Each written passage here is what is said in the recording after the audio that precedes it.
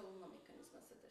Öksürüğün bir hastalık değil, bir sağlık sorununun habercisi olduğuna dikkat çeken göğüs hastalıkları uzmanı Doktor Arzu Ertem Cengiz, 8 haftadan uzun öksürük halinde hekime başvurulması gerektiğini dile getirdi. Doktor Cengiz, tedaviye ek olarak alınabilecek önlemler için bol su, meyve, bitki çayları, et ve tavuk sulu çorbalar tüketmenin yanı sıra sigaradan uzak durun diye konuştu.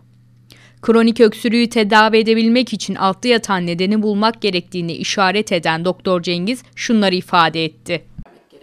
Öksürük aslında bir reflekstir ve bir savunma mekanizmasıdır. Üst solunum yollarında veya alt solunum yollarında patolojik bir durum olduğunda öksürük semptomu devreye girer ve hastayı alert eder. Fakat öksürüğün şiddeti, süresi ve işte birlikte eşlik eden semptomlar bizim açımızdan önemlidir ve genelde bunlar hastayı doktora getirir. Özellikle öksürükle birlikte ateş, nefes darlığı, balgam çıkarma, kanlı balgam çıkarma gibi şikayetler varsa hastalar daha çabuk hekime başvurmaktadırlar. Burada enfeksiyon hastalıkları açısından değerlendirme yapmak önemlidir ve bunun tedavisini vermek öksürüğün iyileşmesinde önemlidir. Bu şikayetler olmasa bile 8 haftayı geçiyorsa yetişkinlerde özellikle 8 haftayı geçen öksürüklerin mutlaka araştırılması gerekmektedir. Çünkü bu kronik ciddi bir hastalığın göstergesi olabilir.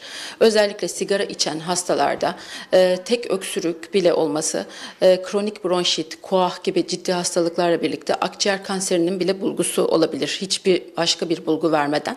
O yüzden 8 haftayı geçen öksürüklerde hastaların hekime başvurması ve mutlaka bir tetkik yaptırmasını biz önermekteyiz. Mevsim geçişlerinde sonbahardan kışa geçerken işte viral enfeksiyonlar hava değişimi nedeniyle arttığı için daha çok enfeksiyon kaynaklı görmekteyiz.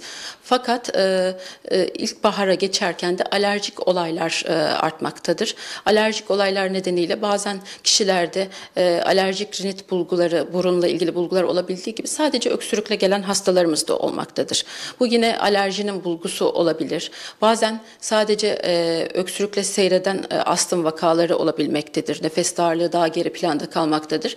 Yine bunun da değerlendirilip hastaya uygun ilacın, nefes açıcı ilaçların, kortikosteroid tedavilerin ve alerji tedavilerinin verilmesi ve önlemlerin anlatılması gerekmektedir. Şu an için enfeksiyonlara bağlı olsa da uzamış öksürüğünüzde, sigara da içiyorsanız özellikle mutlaka bir hekime başvurun. Sadece bir öksürük bile kanser belirtisi olabilir ya da koah hastası olmuş olabilirsiniz. Sadece erken bulgusu olabilir. Bu nedenle hekime başvurup tetkik yapmadan öksürüktür geçer deyip bunu ertelemeyin.